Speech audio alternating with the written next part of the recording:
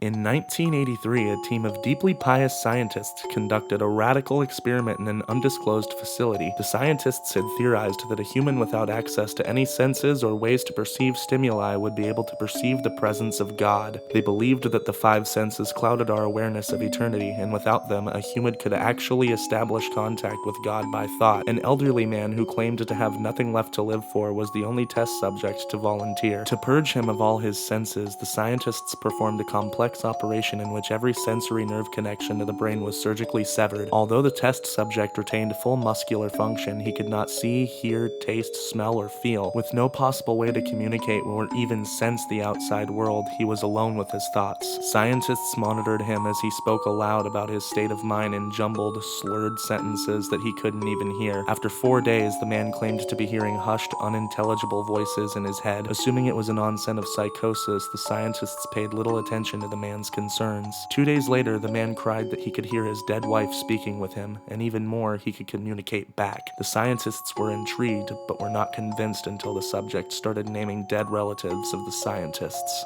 He repeated personal information to the scientists that only their dead spouses and parents would have known. At this point, a sizable portion of the scientists left the study. After a week of conversing with the deceased through his thoughts, the subject became distressed, saying their voices were overwhelming. In every waking moment, his consciousness was bombarded by hundreds of voices that refused to leave him alone. He frequently threw himself against the wall, trying to elicit a pain response. He begged the scientists for sedatives so he could escape the voices by sleeping. This tactic worked for 3 days until he started having severe night terrors. The subject repeatedly said that he could see and hear the deceased in his dreams. Only a day later, the subject began to scream and claw at his non-functional eyes, hoping to sense something in the physical world. The hysterical subject now said the voices of the dead were deafening and hostile, speaking of hell and the end of the world. At one point, he yelled, "No heaven, no forgiveness," for 5 hours straight. He continually begged to be killed, but the scientists were convinced that he was close to establishing contact with God. After another day, the subject could no longer form coherent sentences. Seemingly mad, he started to bite off chunks of flesh from his arm. The scientists rushed into the test chamber and restrained him to a table so he could not kill himself. After a few hours of being tied down, the subject halted his struggling and screaming. He stared blankly at the ceiling as teardrops silently streaked across his face. For 2 weeks, the subject had to be manually rehydrated due to the constant crying. Eventually, he turned his head and, despite his blindness, made